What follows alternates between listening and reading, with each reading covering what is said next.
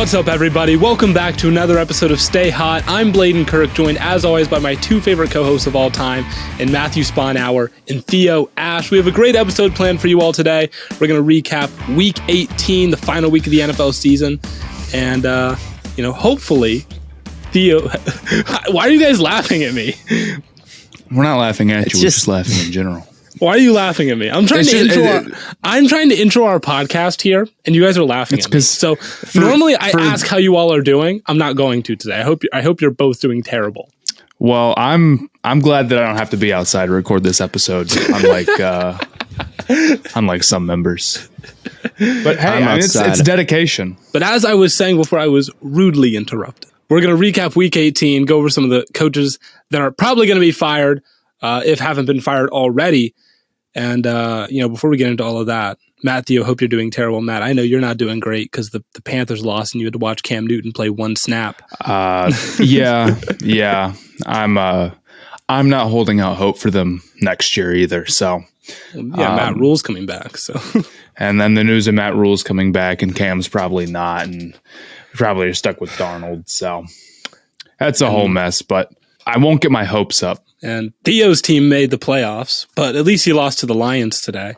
Yeah, Jordan Love's look like shit, so we better win it this year. That's my takeaway from today. We have Carson Wentz at absolute best as our backup quarterback. That's our future. And speaking of Carson Wentz, current Carson Wentz, I think we should get into the Jaguars game and the Colts. The Jaguars game, our Stay Hot Shock.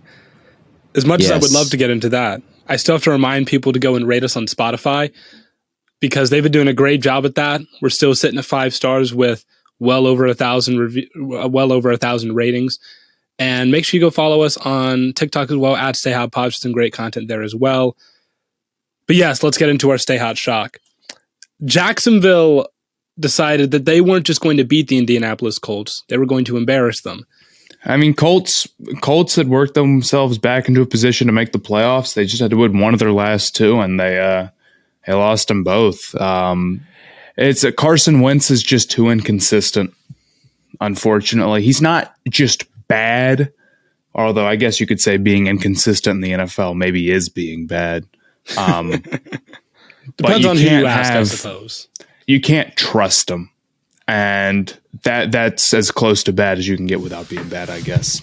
Too many disaster class games. Watching Wentz today was funny because he had some sick throws. He really did. He threw some passes into windows. There's one to T.Y. Hilton over the middle. I mean, he hit a pass into a window that wasn't there. The problem is he attempted too many of those and only like 2 of them worked. So again, the highs are really high with him and the lows are really low. He's responsible for his own successes and failures, like more than any other quarterback. Like I say, he's the opposite of a system guy.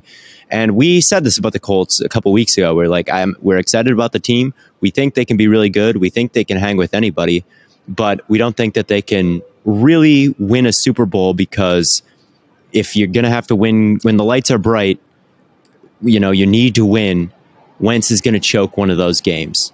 And we kind of thought it would happen in the playoffs, but it actually happened in the 2 games right before the playoffs and just took him out of it entirely. So it happened even to a higher degree than we were expecting. And, it puts the Colts in a position going forward where it's like, are we going to run this back with Wentz? Is that what we're really the plan? Is he really it? The condition on the pick hit, so they gave up a first rounder for him.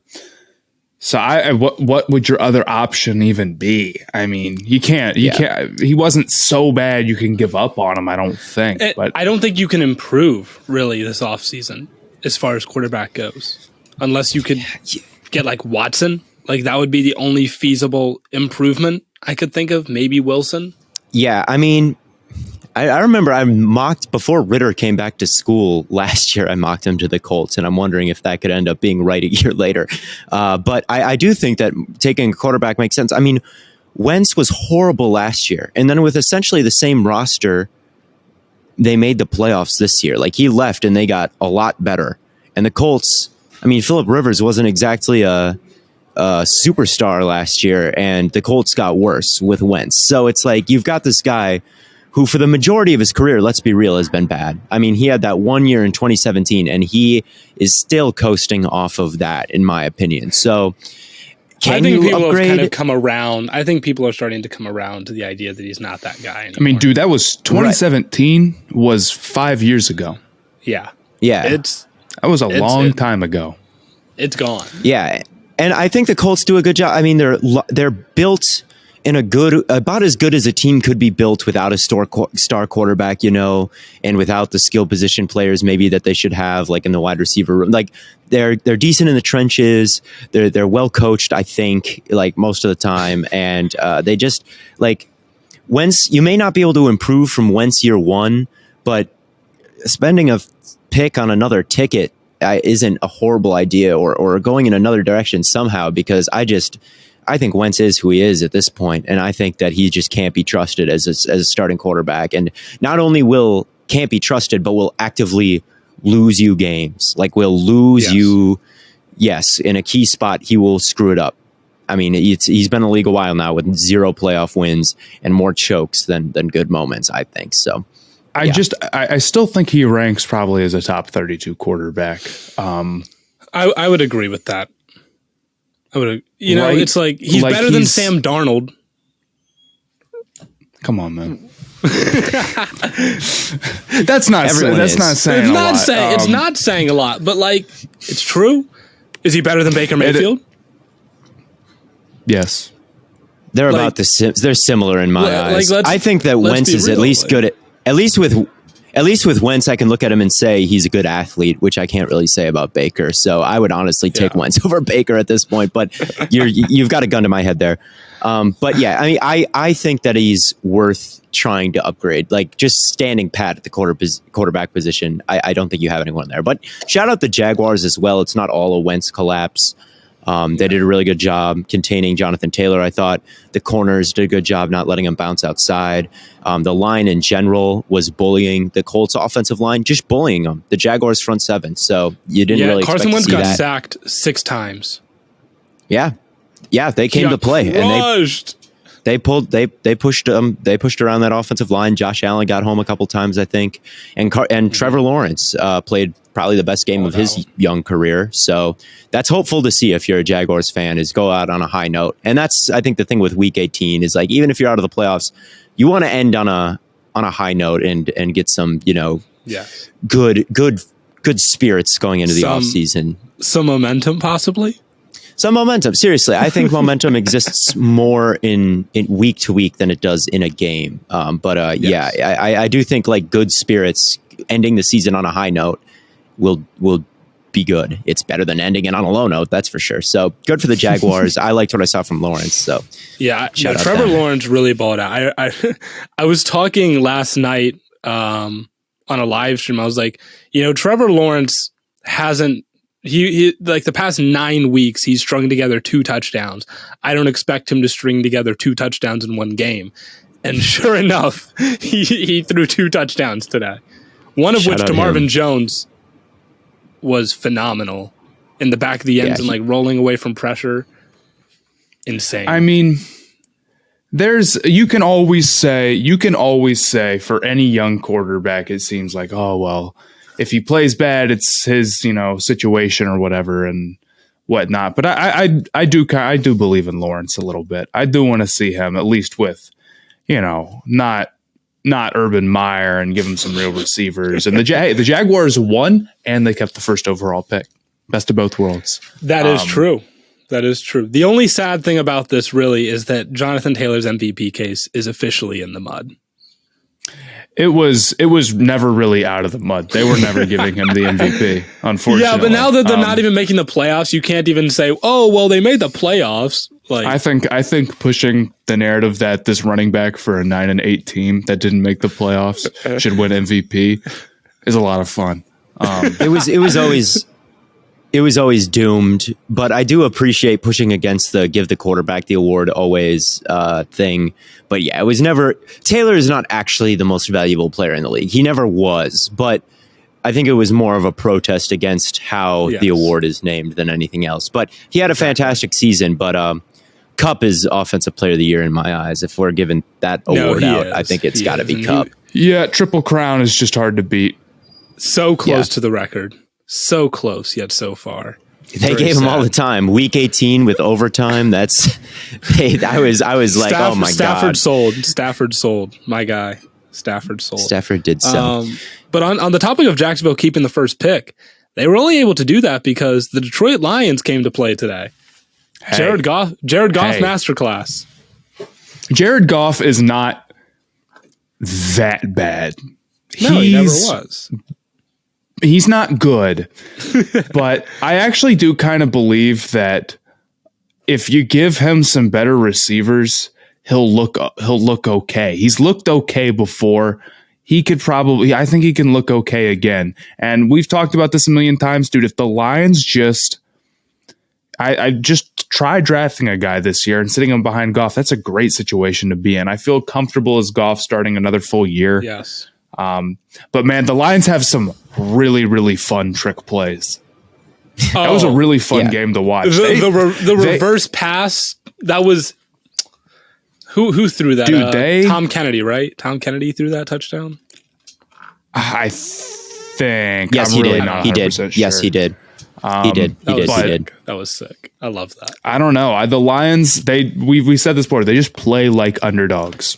When they're underdogs, they play like underdogs, and that's why they've been able to pull out, a few wins. They're 11-6 against the spread. I mean, they do not let you. They play a little bit above their talent level for sure, I think, and it really was a rebuilding year for them. With the number 2 pick is what I believe they have. Mm-hmm. I think about it more, and I've kind of cooled on Hutchinson a little bit as time has gone on here. And it's not just because of the Georgia game. Obviously, that wasn't a great last impression. But I think about Micah Parsons and the year that he had and how I missed on him just because I thought there were more guys who were more technically refined. And then when I look at like the Thibodeau versus Hutchinson argument, I feel like ranking Hutchinson above Thibodeau is kind of me making that same mistake again. I think they should not go with Hutchinson at number 2. I've been more convinced. He'll be gone. Maybe. I don't know. I don't know where it'll go. Maybe he'll be gone. I would be down to see Thibodeau go number 1 if it's him and Josh Allen coming from the edges, and like maybe they hire Zimmer or Fangio to be defensive coordinator in Jacksonville. Fangio. I don't know if they would do it, but that would be scary hours, I think. Who would you go with then? And I also think that don't get like a player can be good if they're not technically refined, but that doesn't mean that being technically refined is not a good thing. No, he is technically refined. He reminds me, upon rewatching a little bit, he reminds me a lot of Rashawn Gary, who also came from Michigan, who is huge, good athlete, plays for the Packers. He has like 10 sacks this year. Not a bad player at all. And that's kind of who Hutchinson reminds me of, is a little bit of Gary, which his motor is so relentless and he's athletic, but he's not the kind of bendy guy that like the top guys are. I feel like upon rewatching, I was like looking for that bend a little bit more than I saw. And I was like, he's probably a little bit more Rashawn Gary than Von Miller or even the Bosas. So, now, I think this is a really good receiver class, but do you want to take a receiver with the 2nd overall pick if you're Detroit? Like, I know some people, like in the analytics community, might argue that a receiver is valuable enough, but I don't know if I can justify it. Well, you got to stop. I think the thing is, like, if this is a weak class, you got to stop looking at it as like, oh, well, we need to do this or this or this or that. I mean, there isn't like, if you don't like Hutchinson, there isn't another good play for the Lions at 2. And it seems to me like everyone's like, my team should trade down. From an analytics positional value standpoint. Outside of that, I mean, the offensive tackles, but the Lions don't need an offensive tackle at all. So it's kind of like, what else are they going to do? It's early to say though.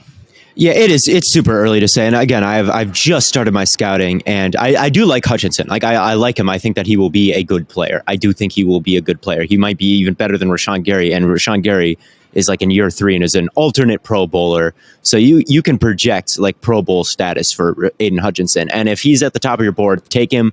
I find it hard to believe that I will go through the entire draft class and not find someone I have above him, like maybe Hamilton or Garrett or whoever it is. I would like to see the Lions maybe, like, people are just like penning him in at the Lions at number 2 overall. And I guess I would maybe be like, maybe we crowned him a little bit too early in this process. That's my only thing. I still like him a lot. He's got really good skills and really good, athleticism and a really good motor. But he just doesn't have maybe the quite freakish bend that you'd expect from like a number 2 overall edge rusher. So I don't know. But enough about the stupid Lions. Yeah, you mentioned Kyle Hamilton. I kind of like that. I love Kyle Hamilton. When's the last time a safety got taken at 2? That's also Jamal Adams got taken 4th overall. I think he got taken top 5, and he was really good for the Jets. I mean, I don't know. He wasn't a horrible pick. He definitely cuts inside too often and gambles, but he's Blitz not a horrible boy, unfortunately. He is Blitz boy, Blitz boy. I don't know. Hamilton to me feels better, but maybe I just don't remember Jamal Adams that well. I like Hamilton a lot. I mean, there's worse things you could do. It does feel like a guy with his range can have a really hard time not being a great NFL player. We could talk about even if it's not. Yeah. We could talk about the Lions and what they're going to do with the second pick forever. I think we should talk about a game that's currently happening as we're recording this podcast, which is the LA Chargers and the Las Vegas Raiders. On the last episode, we talked about how if the Jaguars beat the Colts, the LA Chargers and the Las Vegas Raiders would be able to tie and both make the playoffs. They are currently in overtime.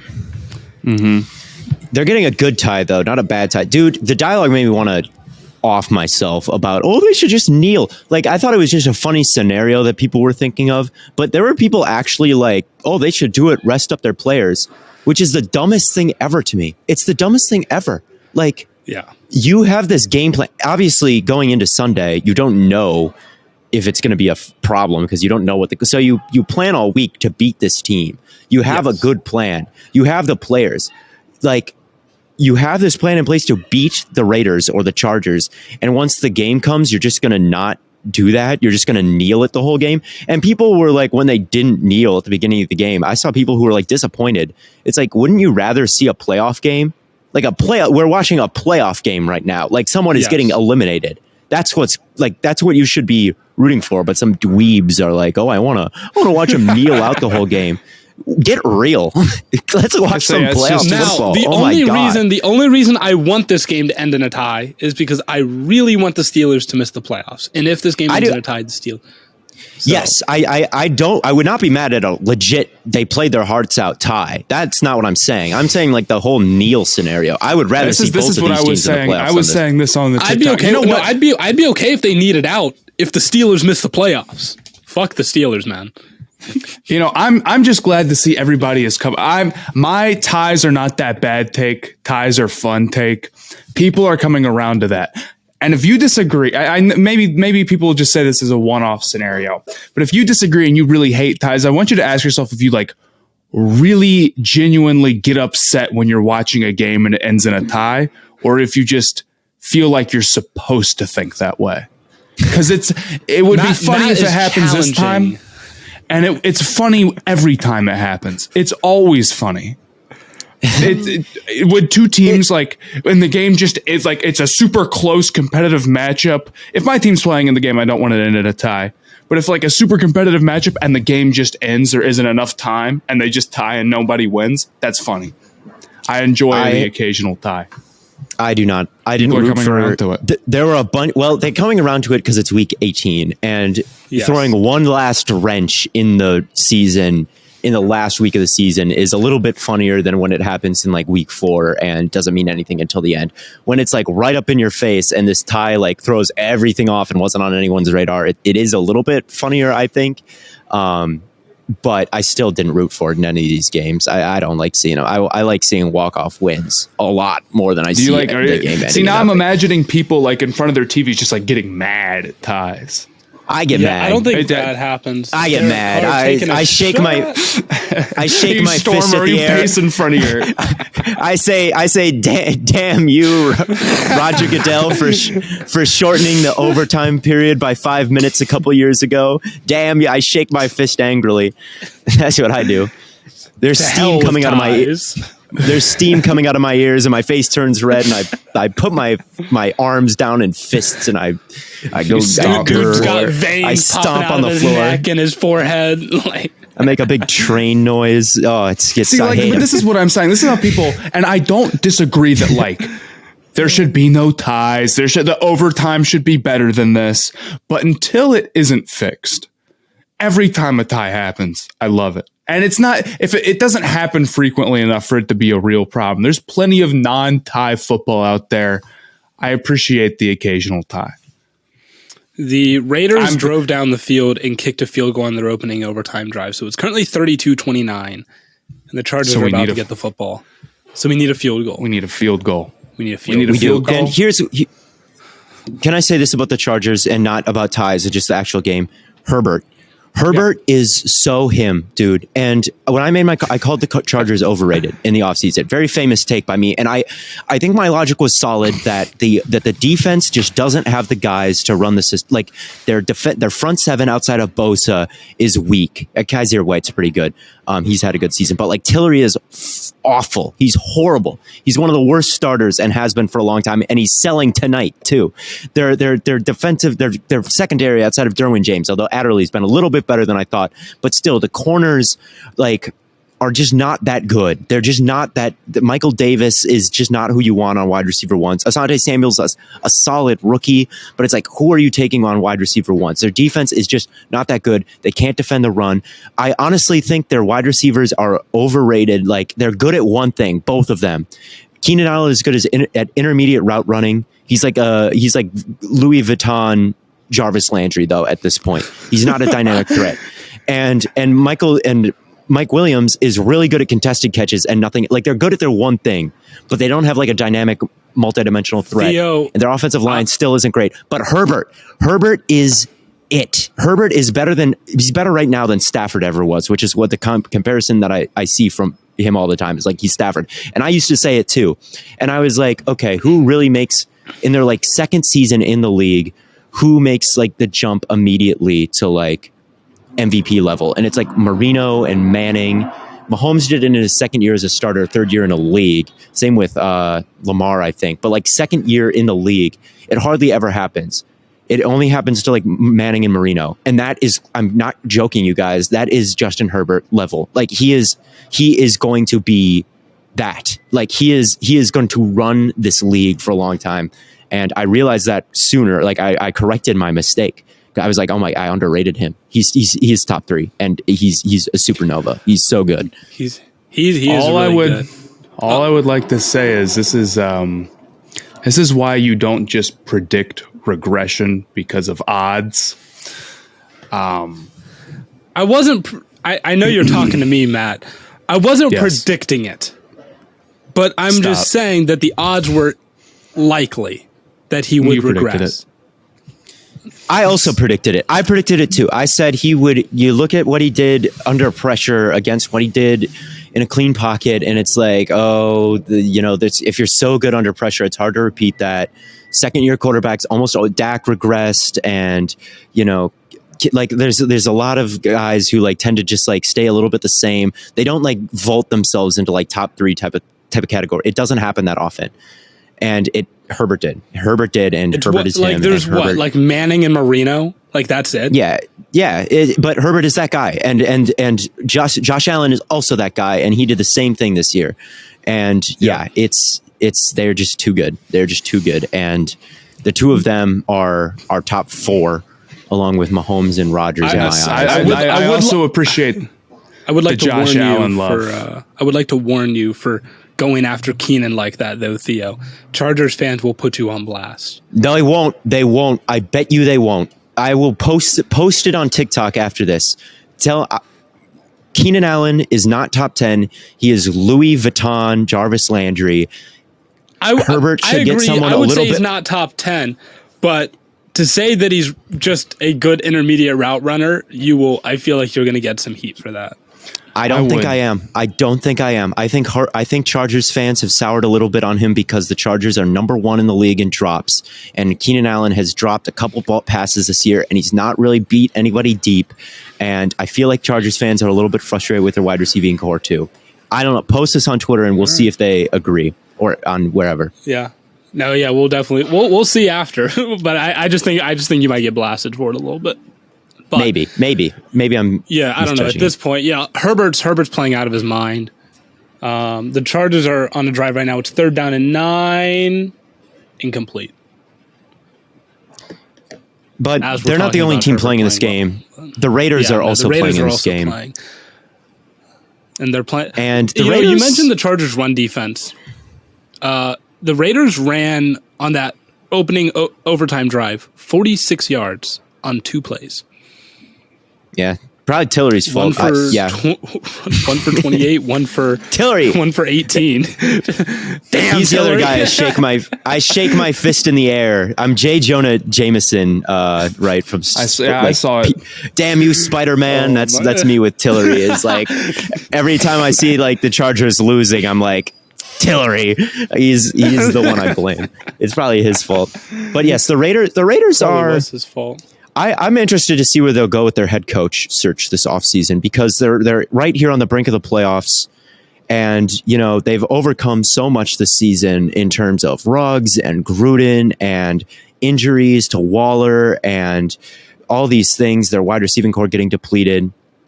And I wonder if the Raiders are the type of organization to be like, if we weathered this storm, especially if they win this game, to keep their head coach, whose name I don't even know how to pronounce right now, but their interim head coach, who I will look up later. So I don't know what your thoughts on that would be, if you guys think that they may keep him around. I mean, you look at kind of their back half of the schedule. They went on a 3-game losing streak to the Giants, Chiefs, and Bengals. They beat Dallas. Then they lost to Washington and the Chiefs again. And currently they're on a 3-game winning streak with a chance to make it 4 and vault themselves into the playoffs. When it looked like they were kind of dead. Do you fire a guy after that? It's really hard to. I kind of it's hard to. Rich, I think you take interviews and you give him a fair shot in the interviews. Yeah. And if you like somebody else better, you go with somebody else. And if you don't, you don't. Raiders are kind of in a weird spot. Like, if they don't make the playoffs, like, what direction do you move the team in? You just keep building? They're not a bad team to take over at all. They're not terrible. They've got a quarterback. There's a reason why they're playing to, get into the playoffs right now. Yeah. Derek Carr's. Yes. Derek Carr's. You would talk about quarterbacks that are that dude. Derek Carr's that dude. Yes. He's okay. He's not that dude the way Herbert's that dude. He's not that dude the way Herbert's that dude, but he's that dude sometimes. I really do. I'm right there with you with Herbert. Him and Allen, man, they're just so fun to watch. Those guys are up next, as far as I'm concerned. Fourth down. The Chargers are gonna kick a field goal. It looks like 4.5 minutes left. Yeah, and then going to some of the other games, you talked about this for a while. I think we could talk a little bit about Josh Allen, because I think the Bills are in an interesting spot in the playoffs where they've kind of had this up and down season, but they're scary and they really can, I think, make it out of the AFC. They're number 1 in the league. They have the best point differential in football at the end of the regular season, the number 1 point differential. And I think that point differential is a very good indicator of how good you actually are. I think like that, to me, is a stat that I really do take into account when I'm picking like who's good and who's not. If you have a negative point differential and you have a good record, you're kind of fraudulent. And if you have a really good one and your record is a little below you should be, I think you're a sleeper, kind of dangerous. So the fact that the Bills have the number 1, Josh Allen started the season a little bit cold, but over these last couple of weeks, he has been absolutely lights out. And today he's lights out. So you've got this lights out quarterback. You've got this really good defense. You got this team that's number 1 in point differential. Matt, I know they were your Super Bowl pick. Yes. They're scary. They're scary, and they're doing it without any Pro Bowlers on defense, which is pretty interesting to me.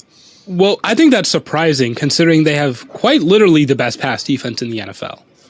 Yeah, they have a lot of guys. They do. They're very solid all around. I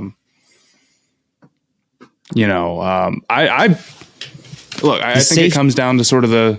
Oh, I was just going to say it comes down to, we talked about this with Carson Wentz, the same thing with Josh Allen, although to a much lesser extent. Can he consistently play at a high level? Because I think he's a great quarterback, but he has to do it 4 times in a row. He can't have a down game, and he's a little bit prone to doing that in the same way that Wentz is, although, again, to a much, much lesser extent. Allen is Herbert mixed with a little bit of Wentz. Yeah, and the other thing with the Bills is that if Allen has to go win them every game. They're not winning a game. Like, there's some teams where it's like your quarterback can be they can still get by. Not the Bills. Bills aren't built to do that.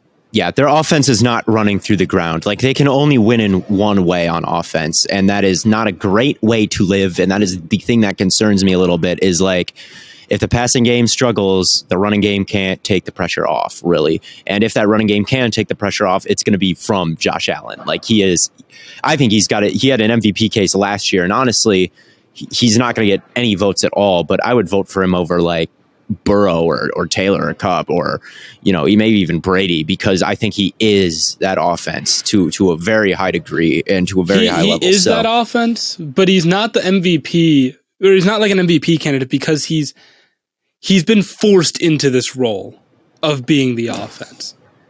Yeah, but that's right? good. Like, I mean, he's not the MVP because he's not the MVP because he got off to a slow start and the narratives weren't for him, and he really, like, statistically wasn't quite like analytically sound enough at the top of those lists that are taken so much into account now. So he got written off early in these last couple weeks, although he's been absolutely phenomenal. Has not been enough to get him anywhere close to the top of that conversation. And like, he hasn't quite done it as spectacularly as he's done a little bit more quietly than Burrow, because Burrow didn't make a Pro Bowl either. That neither of them made a Pro Bowl, but for some reason Burrow has done it in a more spectacular fashion with, the 500-yard game. And Burrow is just cooler. I think, like, Burrow just acts. He's just got this personality that's like more for the cameras. Like, not that he's doing it for the cameras, but like smoking the cigar and the celebrations. He's Joe Shiesty, Joe Burr. Like, you've seen all that like hype for Burrow, when really I think like he does not mean as much as Allen. Like, I don't think he means as much as Allen. Like, Chase won them that Chiefs game, in my opinion, catching all these contested catches, whereas Allen kind of does it more by himself. But anyway, Allen is ridiculous. Herbert's ridiculous. They are next up. They are definitely next up. I do think the Colts being out of the playoffs definitely plays to the Bills' favor. That was the one team that I was like, man, they're going to really struggle against a team that can just run all over them if they want to. And I don't see another team outside of maybe the Titans, if Derrick Henry comes back and is, good to go. That is the only other team I could see just being dominant, running the ball over the Bills. But every other team, I think they have a very good shot to go toe-to-toe with, just because all these other teams, they want to throw the ball. And like, even the Patriots with Mac Jones, they've been throwing the ball a lot more this year. So with that safety I know Matt was going to get into it, with Poyer, former Browns legend, Jordan Poyer, and Micah Hyde, like, they former tear Packers up. legend, Micah Hyde. They tear up back there. They really do. Yeah, definitely. I don't know. That was me. I was going to talk about the safety too and how they prevent anything from really going in behind them. Oh, that was you, Theo? I thought that was Matt. Yeah, the safety duo really cleans up a lot of like deep, like eliminates kind of the explosive plays against them. And then you've got Milano, who's really good in the intermediate zone. Tremaine Edmonds is not. He's the guy who gets all the hype, but he's actually not as good as Matt Milano. Matt Milano's a really good coverage linebacker. Their corners, even though Tre'Davious White got hurt, they just like find corners off the street and they're good. It's weird. And then you've got Rousseau, who's solid. They've got a bunch of solid guys on the line. Like Rousseau, I think, is solid. Ed Oliver is solid. Mario Addison has been, I think, okay. So I don't know. It's just like a well-rounded. It's not like, again, no Pro Bowlers, but the number one defense. It's weird, but everyone is good. Everyone is good. No one is like a superstar. And together they're great. Together they're great. And shout out Sean. We spent a lot of time talking. We spend a lot of time talking about the AFC. I think we take a look over at the NFC, and I think we can start with the Rams and the 49ers, two playoff teams that actually played each other today. And the Rams did not look their best. It's been a little while since the Rams have looked their best. Yeah. It's just it's scary when you're a week away from the playoffs and you look this shabby or this shaky. Maybe shabby's not the right I word. like shabby. Maybe shabby's not the right word. But I think Stafford has the Wentz gene where I'm not sure if I trust him 4 straight times. You know, is that what we're going to call it? The Wentz gene? Yeah. So the Raiders Chargers game, there's 2 minutes left. It's 1st and 10, and the Raiders run up the middle, and the clock is running. If you're Staley, you don't call timeout, right? You let them, if they want to go for the tie, you let them. And now they're showing some guy, some Steelers fan, who's at the game mad because it's going to end in a tie. Yo, wait. Perfect. I don't know what to tell you, dude. And they're running again. The script writers went off with this one, and they should kneel it. If you have the ball and you have an opportunity to just take the game to overtime, and you take the game to a tie and you make the playoffs, you should do that instead of risking a pick six or a fumble, right? Like if you just take a knee at this point, it's smart. I mean, they're at the 29 right now. Their own or their other the opponents. The Chargers 29. The opponents, but it's like. I mean, it's like you will get in the playoffs if you knee the ball right here. Or there's 40 seconds left. No, you just kick the field goal. You kick the field goal. There's there's 2 timeouts left. But you're at the 40. But like anything could happen. But Matt, we're behind. I'm looking at the game cast right now. There's 2 seconds left. The Raiders are at the Chargers 29-yard line, and they're going to line up to kick a field goal. Okay. Oh, okay. You should kick the field goal. 10 yards. I almost tweeted out best tie of all time. And if you make it, you win and you go to the playoffs. And if you miss it, you tie and you still go to the playoffs. This is best case scenario for the Raiders. I don't know. I would think yeah. That's a shame. It's a shame that the right play here is not the tie. We were so close to it. If Josh Jacobs gets stopped, they made it. That is Tillery. It's Tillery's fault. Tillery is responsible. Yeah, I don't know. That's Theo, tough. I want you to tweet out right now. Tillery ruined the tie. Dude, we were robbed of 2 ties today. The Steelers-Ravens game could have been a tie, and this game could have been a tie. It is exceptionally unfortunate that we'll have to watch Big Ben and the Steelers instead of Justin Herbert and the Chargers. That's what I'm saying. But, yeah, it is unfortunate. But, we ride. And the Chargers, everyone had them as a sneaky playoff team, and everyone was, like, locking them as the playoff. And Herbert had to go supernova for them to barely miss the playoffs. So, honestly, I think that was a good Theo Ash NFL take. Pat myself on the back. Although I got to stop doing this because it just makes the hate when I get anything wrong that much worse. So, but good job. It'd be like that. If the Chargers made the playoffs, and I apologize for the Chargers earlier in the season because they looked so good, and which is why I'm never apologizing for anything ever again, except for the Bengals because they won the division. Never. So I would apologize for that because that actually went wrong. I guess that's fair. Yeah, very wrong. Anyway, the playoff schedule is now completely set. We didn't talk about the NFC that much. It's we didn't. Rams look sloppy. I think 49ers are kind of a little bit scary.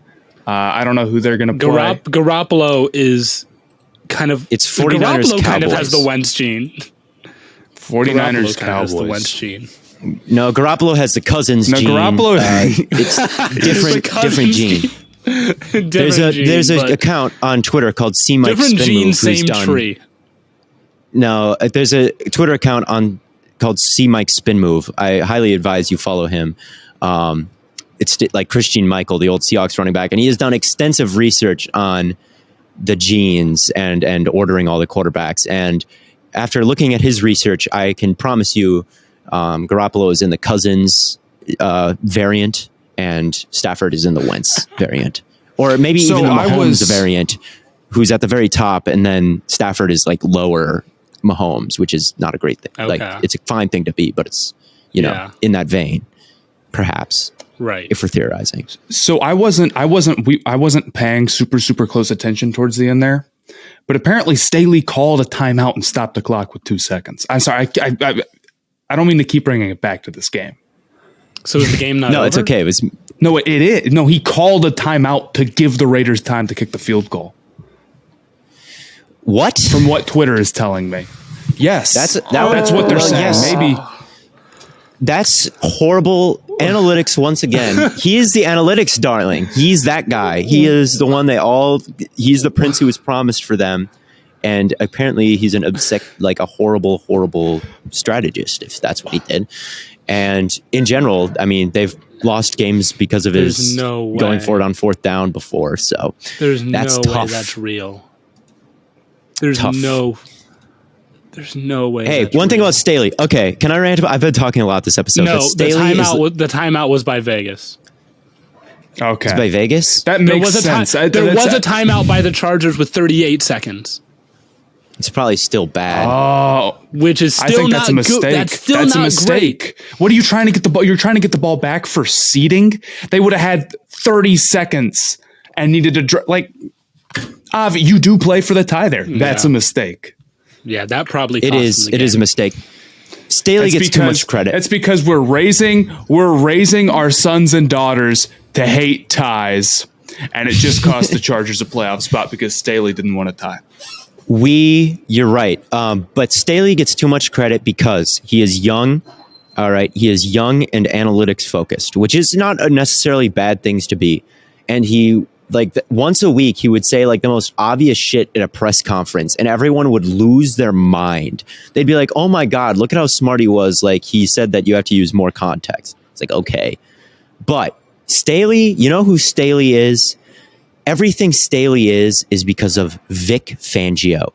He is from the Vic Fangio tree. Everyone is like, oh my God, Staley's too high defense. He uses too high. It's revolutionizing the league that he's too high safety instead of one high safety.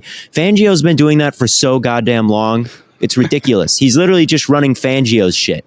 And Fangio got fired today, and Fangio's a joke, and no one likes Fangio, and everyone loves Staley. They're the same goddamn coach. The clock management apparently is bad. They run a too high defense. It's just Fangio's old and doesn't talk about, win probability as much. So, Staley, for everyone who anointed him as like future, that guy, the it dude in the league, notice how Fangio just got fired, and, we got the same things just in a sexier package with Staley. Mark my words. Actually, I don't even think Fangio should be fired, which is another thing if we want to talk about some coaches now that the season is officially in the books. I'm kind of surprised that Fangio got fired. I can't lie. Fangio got fired. Matt Rhule gets to keep his job. That's no justice. Why is Joe Judge still... Yeah, the Joe Judge. I'll say Joe this. Judge gets to still be a coach, but I do kind of get the Matt Rhule logic. Joe Judge, I do not. There is not. It's not good. Joe Judge is just wretched and horrible vibes from Judge. He's just lied, and from the beginning, when all the Giants players were retiring, in training camp, and he was making them run wind sprints as grown adults. I was like, that seems like a shitty dude to play for, and all the Giants fans got mad at me. But it's the dude sucks ass, man. He seems like a dick. Who is running through a wall to play for Joe Judge's hard ass? No one. And it's he's been caught lying, and he's said all this stupid stuff, and it's he's just a clown. It's the exact same sort of old school, I'm going to be tough mentality that David Gettleman has. And it's just that is not what the NFL is in 2021 or 2022 now. I mean, and it's fake tough guy. It's being tough for like the sake of being tough and whatever, and you want to establish you're not yourself being tough as like because you're actually like that. You're being tough because you think you have to be like and that. The quarterback sneak thing on third and 9. That was awesome. that was funny. Matt, I didn't tweeted out that was Madden Mobile. And I forgot about that, but you're right. It was. That's exactly. It was the meta in Madden Mobile. You used to be able to QB sneak, and your guy would just like start running down the field, and they wouldn't tackle him or whatever. Madden Mobile, horrible game, but yeah, it's just not excusable to do stuff like that. Not a serious team, and I remember if I was a general manager, I wouldn't want to go to a New York team that was not letting me also pick a new coach. Because I know he's gone, right? Yep. He has to be. There's no way. The real tough guy, a real authentic guy who is tough is Dan Campbell. That is real. That is real tough. Like that is legit, authentic toughness. Is Dan Campbell in my opinion? Because I remember he's tough. But he's funny. He's got a sense of humor. He's got a sense of humor, and he's like he likes his players. It seems like he's okay. He's like kind. he's not tough on his players. He's tough with his players. That's the difference. Yes. It feels like with Joe Judge, it feels like he's like not on the same team as his own guys. Yeah. Or at least that's what the reports make me feel like with like the running and stuff with Campbell. I mean, you can tell how much those guys love playing for him.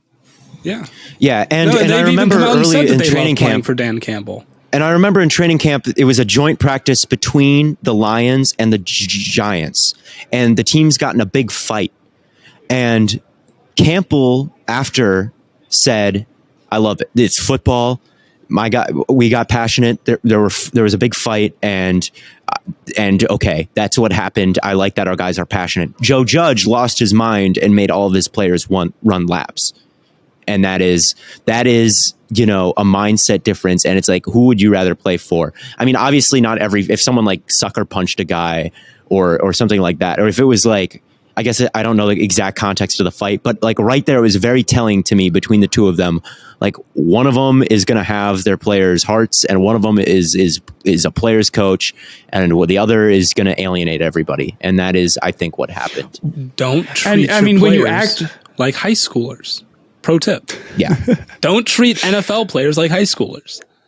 When you act like a big fight like that is a big deal, and you make it a big deal. When you say like that happens sometimes, we're good, I like the competitiveness, then that lets your players get past it much quicker. Yeah. You figured. I'm really, really excited to see what the Lions do this offseason. I'm really, really pumped. We're not just saying that because they follow us on TikTok. Like I'm not just saying that because I'm hoping to be a bigger part of the plan next season. I figured you're just kind of like in the learning process, and the learning curve is just a little bit tough for you. And going back to Lions, they crushed the draft this year, by the way. Amon-Ra St. Brown, legit. Baller. Penei Sewell, monster. Legit. I liked Onwuzurike coming out. He hasn't had a great season. He over pursues things because that's all he does. He's really good at getting penetration, and that's all he wants to do. But I like their draft. I liked their draft. They got two future stars, like young guys and if you can get two of those guys, that's a great draft. And they had a great draft right away, and they were good against the spread. So we've talked too much about the Lions, but yes, they're in a good spot. Yes. So taking a look back at the playoffs, the Green Bay Packers, I think we'll talk more about the playoffs in our next episode, but just taking a look at where things are going to be lining up now. Green Bay Packers have the bye. The Eagles are going to be playing at Tampa in the wild That's card. A rematch. I think that's going to be a really fun game. That game was 28-22. I think in like week 6 earlier this year. The Eagles are playing better than they were then, and the Bucs are beat up. I just think that matchup is amazing for an Eagles team that wants to run the ball a lot. Not impossible, and again, the Bucs are beat up, but Vita Vea good. unfortunately. Yeah, Vita Vea really good. Vita And shout out Vea, Vita Vea for his extension, which we didn't talk about. Vita Vea, one of my favorite non-Packers in the league. Just a dominant force at defensive tackle and a well-deserved extension. I didn't see any like dialogue about positional value when he signed the contract, which I'm glad about because nose tackles, A, I think very important, and B, who cares? He's good. Important. He's a freak. Yes, but he is a freak. So shout out Vita Vea. But yeah, Matt, my initial impression is, yeah, that's kind of a tough draw for a run-heavy team to run into the best run defending team like ever. One of the best run defending teams ever. Kind of reminds me a little bit of Michigan versus Georgia a little bit. I kind of feel the same way. I guess that's fair. But Devontae you're right. Devontae Smith has been playing well. Yeah, Jalen Hurts. It's not an unwinnable game. I mean, the Eagles have I'm the Eagles rooting beaten for the Eagles right now. That's my point. Oh well, yeah. You it's hard not to root for the low seeds or the upsets or whatever. I mean, you know, I'm a Jalen Hurts fan, and we do love Jalen Hurts. We got 49ers versus Cardinals, and I think we'll go more into like breaking down these matchups on our next 49ers episode, but Cowboys, I think, isn't it? 49ers Cowboys, my bad. Rams Cardinals, 49ers Cowboys, which to me, those two sound like great matchups to me. I'm excited to see those. On the AFC, we have these are all rematches, aren't they? We have Chiefs Steelers, which is also a rematch from earlier this year, which was a Chiefs blowout, which, spoiler, I think will project to happen again. And then it's Bengals Raiders, and then it is Patriots Bills. All rematches. Yeah, all 6 playoff games are rematches from this year. So we're going to be in Phoenix on Sunday. I'm a little disappointed because otherwise, I would be going to that Bengals game. And if they win, I will. If they win, they probably won't play at home again. But if they happen to play another playoff game at home, I'm going. Yeah, I mean, that's a very winnable game, Vegas. Yeah, they've got to. Oh yeah, they've got to get that monkey off their back. They've got to win one, and that's the whole right. This is like what 30 years. 30 years now that they haven't won a playoff game. I believe their last one was in 1991. So this is literally 30 years. Yeah, Jesus. I think they should be so happy. Oh, go ahead, Matt. I've said that so many times this episode. I was just gonna say that I don't want to be disrespectful to a very solid Raiders team. There's worse first round draws. They can beat that team. And the Raiders, vice versa, the Raiders can beat them. But if your options were the Raiders or Bill Belichick, one of the greatest coaches of all time, probably rather have the Raiders with an interim head coach. Yeah. But they've been, they just won a big game tonight. 4 in a row. Yeah. Maybe they're red hot. But yeah, no, they should be they should be praying that they. I think I'd rather play the Steelers. They should be so happy that. Yeah. They should be so happy they didn't draw the Patriots. I would have picked the Patriots to win that game just because I think Cincinnati is so reliant on the big play to Chase, like specifically to Chase. Like Higgins is really good as well, and like they have other good wide receivers, but all their explosives have been to like Jamar Chase essentially. And you put J.C. Jackson, a guy with great ball skills, on Chase. I feel like that's a really solid way to beat the Bengals. Is like if the Chiefs had J.C. Jackson and he didn't lose like every contested catch that happened in that game, that goes very differently for the Bengals offense. And, there's not a lot of corners who can win all these, like not a lot of corners have great ball skills. That's why they're corners. But I feel like J.C. Jackson would have been a big piece if that were to be the matchup, but that's not the matchup. So I think Bengals, good for the Bengals. Yes. Great for the Bengals. You know what? I do want to talk about one other coaching situation. We talked a little bit about Jacksonville, but we didn't talk about they're going to need a new coach this offseason. Yeah. Harbaugh leaving. I mean, Bears, Jacksonville, Vikings. I think Zimmer will be fired. So those are the ones who come to mind. I wonder, do you go now. with an offensive-minded guy? Is that something? Well, if everyone wants an offensive guy, then it gets a little dicey. I would go ahead. I know that everyone wants the offensive guy, but especially because you have a young quarterback, I think is really why it's so important that you get that guy to kind of nurture that growth a little bit better. Because defensive guys, I don't know. I just feel like you're looking at more of like a reactionary. I think we've talked about this before, where like a defensive-minded coach is more reactionary, and an offensive-minded coach is more like forward-thinking. I would rather have an offensive guy. I'm more worried about getting a culture guy personally. The Jaguars have been such a mess for so long, and you just had Urban Meyer, who is basically the opposite of a culture guy. Get somebody who will make things get somebody who you know is going to make Jacksonville a stable situation. And Zimmer. maybe they're not. Zimmer is not a terrible choice for that. But you just can't have you cannot risk getting a coordinator, somebody who's never been a head coach. I don't want to say that everyone who hasn't been a head coach is a bad decision, but if you go with someone who isn't a head coach, you're risking them not being able to run a team like that, and you're at the exact same place that you are now. And I'd rather have somebody who I know is going to come in and establish some sort of way to do things in Jacksonville, because they haven't had one for a long time. I agree. That is very fair. That is. I also am thinking about this. It's very key, I think, that Trevor Lawrence had a great game today, because for a head coach, it's good. Anyone can turn down the Jacksonville job. I might, if I had any other offer, I would turn down the Jacksonville job. And especially if Trevor Lawrence looks like maybe not the guy he was billed as, then it gets really dicey. But for him to look really good today is, I think, really good for the Jaguars image that we do have this guy, we do have a quarterback. Yes. So I didn't think about that when it was happening, how it makes the job more appealing to go out on that high note. But yeah, it would be fine. And yeah, Schottenheimer is also their interim, I believe, and he's not horrible, but he's not probably quite head coach material. So it'll be interesting to see what they're going to have some options. I'm just I'm sitting here thinking, they got to do something, because things were a mess this year, and I really don't think I don't think they had any business being as bad as they were. And I think if they had the right guy at coach, they wouldn't have been. But yeah, I don't know. Yes, you're right. Jim Caldwell, could always hire him. He's got decent results.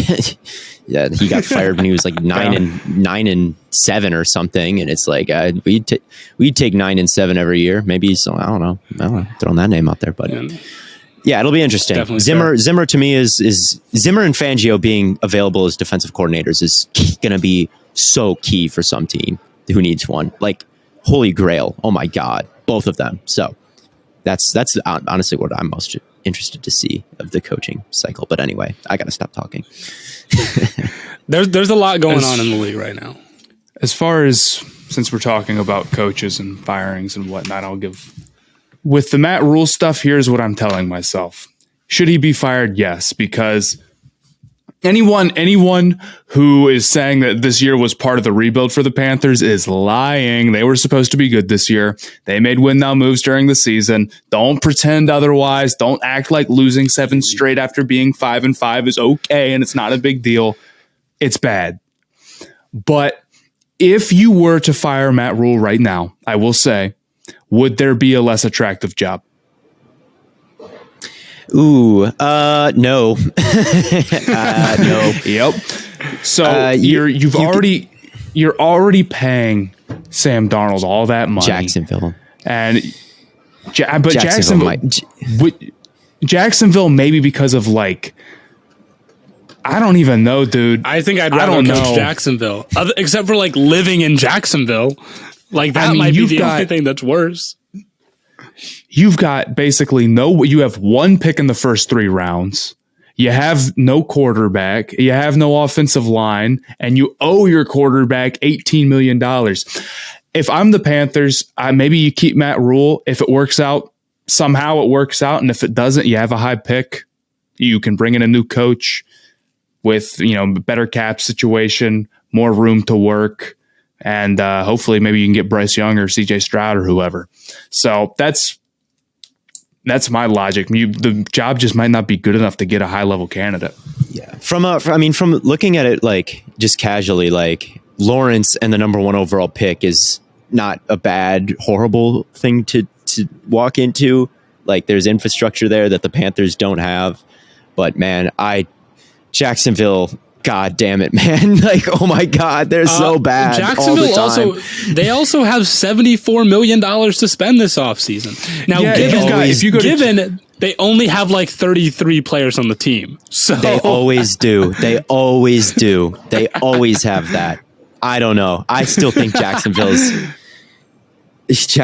not I'm ever just saying attractive. They're just cursed. I think it is. You have, if you get a guy there that knows what he wants, then you're at least like talking to the GM and you're like, hey, let's bring in, Chris Godwin's a free agent. Get another receiver in there. And then, unless you call Chris Godwin and he says, hell no. Jacksonville is where people go to die, man. He says no. I do kind of feel the Jaguars are a much better clean slate for a coach. They are. Don't you? I mean, it's Jacksonville. I agree, but it's Jacksonville. I see what Theo's saying. It's like for like 20 years if you had taken the job as the Cleveland Browns head coach. You know what my fear is with the Panthers? We are this close to the Panthers being that level of franchise where it's like it's the Panthers, like the Lions, like the Jaguars, like the Browns. They're like very, very close to. They have never had back-to-back winning seasons ever. They are going. If they don't have a winning season next year, it'll be 5 in a row. The Panthers are not that crazy great of an organization themselves, historically or currently. And I'd rather be in Jacksonville with the clean slate and all the money and the pick and a quarterback who I like. Yeah, I mean, if we're picking between the Panthers and the Jaguars, yeah, you're probably going to Jacksonville. Except again, I would not want to live in Jacksonville. I don't know. It seems to be your kind of city in the vein of like Cleveland and Sacramento as cities that are jokes. And you, for some reason, think they're the greatest cities ever. First of all, Cleveland rules. We're just gonna end on that. Cleveland rules. But okay. What is your favorite thing about Cleveland outside of like the sports teams? Well, that pretty much wraps things up for us, guys. As always, tons of content coming your way on all platforms. We'll be back the architecture, Friday to the people, the food. What's your favorite Cleveland restaurant? We'll be back Friday to preview. Name one place in Cleveland.